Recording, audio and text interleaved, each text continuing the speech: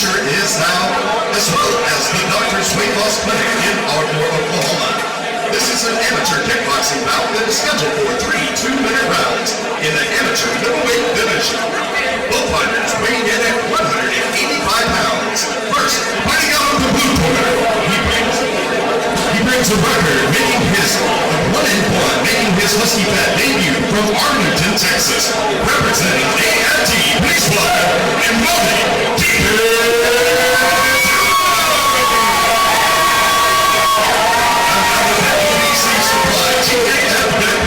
He's making his return to the Husky Fat ring with a record of 1 win with no defeats, representing Killer Bees Kickboxing Ardmore from Ardmore, Oklahoma. Ladies and gentlemen, please welcome Emone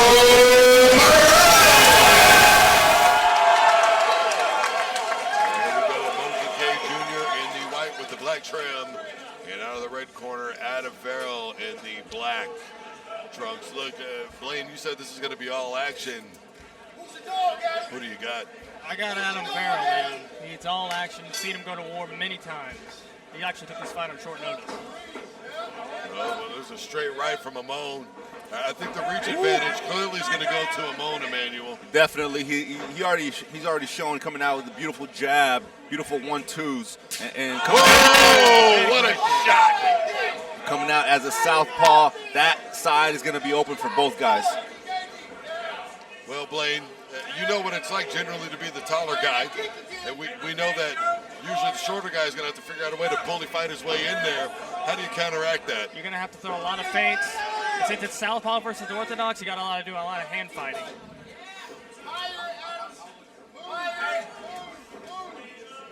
Oh, boy. What a shot.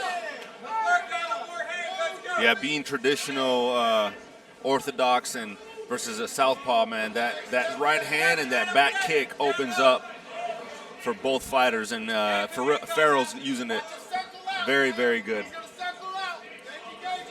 Well, Adam Ferrell just seems to have such good footwork to me. Certainly. I'm a little worried about his leaning back too much. I agree. Against a longer opponent, you can catch a head kick. Absolutely. I mean, it worked for Ali. Well, he wasn't getting head kicked. Let me just say that. Fair enough. Nice. Yeah, there it is. Go low.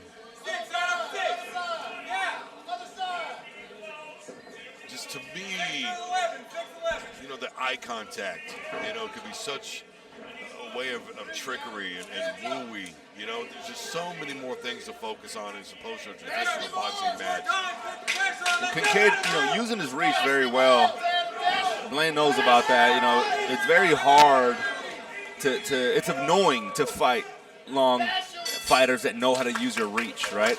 And you know, I've sparred Blaine, and it's very, very frustrating if you don't know what to do with it. You know, it could be defeating, especially if you're in front of a crowd in a game time situation. What do you guys like in that first round? I think that was a tough one. That was a tough one. You know, I think that Kincaid stayed a little busier. I think that Ferrell landed the better shots, especially to the body. So again, it's going to come down to preference of the judges. At what point, though, does defense ever play a role? Because, I mean, let's keep it a buck. We saw Mayweather. I know it's traditional boxing, but we saw Mayweather survive as he went up weight classes with really solid defense. At what point do you start giving points for that? I mean, I think there's certain factors that play into the Mayweather type of thing. He's got a name. People kind of know that's what he's going to do. I think if you're going to have to do a defensive masterclass, if you're going to win a round in this. Absolutely. I totally agree. There's no points for defense, right? You might get brownie points from the judges, but you're not going to get official. Don't want to see that. Right. And Kincaid right now is so good with maintaining, after he throws like that, getting back to his set, to his balance. Yeah, he's good at touching with that front hand and being a southpaw and looking for that left hand straight down the lane. But you see Ferrell being ready for it. Again, I worry about Ferrell leaning back too much, because if Kincaid throws a 1-2 and a high kick, then it's not going to be good for Ferrell if he leans back off balance. If I'm Kincaid, that's exactly what I'm doing, too. Yeah, yeah. Right here, right there. Nice left. Yeah, I would have thrown that right there. Yeah. Drag It's flush. a little more boxing than kicking. Yeah, people that are built like that, you got to use those teeps. You got to be able to, use the teeps like you use a jab, right? It's very frustrating as well. Probably more frustrating to get teeped than a jab, because a jab, you still have that glove on, and it's an arm versus your leg coming into your body. A teep, you're getting stabbed multiple times. Absolutely. Now, right off that. Yes. I need 4 and 5 combos. Let's go. You can hear. Nice shot, my goodness. He's got to follow that up. Kincaid got a chin though. He took it. Yeah, Nice he right, did. nice left. Straight left by Kincaid. Kincaid's giving me some like Nate Diaz boxing vibes right now. Yeah. He doesn't put a whole lot of power behind him, but he's peppering. He's peppering. Yeah. But he needs to be able to get even busier than he is with the kicks. The crowd's going to sway some of this. 10 seconds left in this first round. You can really steal the round right here.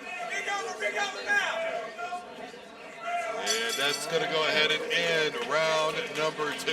Good round, good round.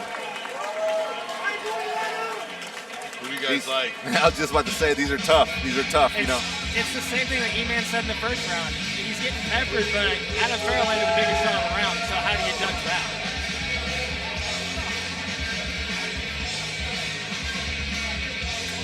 That's why I always have an opinion on getting more judges involved. Not just 3, get 5, get 7, get more people involved. And I think that the chance of getting it right becomes a little better. There's a lot of talk about maybe getting the judges in a room and watching it on TV, so you don't have the crowd, swaying the influence. But, I don't know what the answer is, but I don't feel like 3 judges is the answer. Are you worried though that after a while it's going to, pollute? Because you've got 5 or 7 judges. Now we're talking about a panel of opinions like at the college football playoff, for instance, at that point, right? So does it get to a point where if we put them into a room, well, now maybe one guy's got more influence than the other guy. You see what I mean? Yeah. Yeah, like I said, I don't know the answer, but I think that they need to test things out to be able to get it better. I agree with that. So where do you start testing at? Ground level, like this, amateur fights, and then maybe have a separate panel of judges for the pro fights? Yeah, absolutely. I think you start with the fights that are lower tier to not be such big deal, and you start fixing things. Every fight you start fixing things, and what just more opinions. To me, it'd be better, and maybe some former fighters would help. That's what Exactly what Blaine said earlier. Yeah. Especially with kickboxing. Because it's still so new in the States. Nice right there. Oh, nice knee. And a nice another knee, though, coming from Kincaid. Boy, I tell you what, one thing's for sure, neither one is backing down. Yeah, Ferrell, again, took this on a short notice, and he's looking really good, man. Very powerful guy.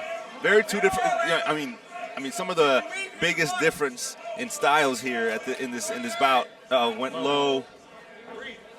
Ferrell showing a good sportsmanship and walking away on this one. I think that's every guy's worst fear in there, man. Well, I've been kneed without a cup, and it's horrible. I was on the ground. No, it's funny. It's a good story afterwards, but during I was Googling when do I call 911. That's how I was a fetal position doing it. Man, well, as guys, we all know there's that chance that it could get sealed back up and, in there. And I couldn't even look because I couldn't let go of it. I was just fetal. Yeah, it doesn't come back either if it goes up there. Yeah, if I was Kincaid's corner, I'd say throw that 1-2 and follow up on the same side with a kick. You catch Ferrell leaning. You see him leaning over. You see it. These last 10 seconds, he wants to stand and bang. He wants to go. Doesn't look like Kincaid's obliging, though. No, he's being smart, man. Kincaid's being smart, I think that Kincaid ended up taking that last round just because he didn't get into the antics of a brawl, right? This guy, he knew that Ferrell has the power, so why brawl with him? I'll say this, anytime a guy points to the center of the ring, never listen to that guy. You're probably beating him in the fight. Right. And we saw that a week ago for UFC 298. Yeah. Right? And he wanted to meet in the middle, and old boy said he stayed to the outside. He got away from that. And Austin Ford, who I interviewed after that, said, look, that wasn't about the fans like what we've seen before in other fights. That was a tactic because that was the only way he was going to win the fight, was getting him right there. That comes out of frustration. Absolutely. Unless you're Max Holloway. Which is the fight that he cited, like, nah, that was, it wasn't the same situation as it was for Holloway, right?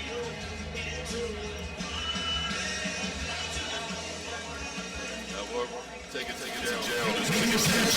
This bout goes to the scorecard. Judge Don Hayes scored the bout 30-27. And Judge Jason Greenwald and Bill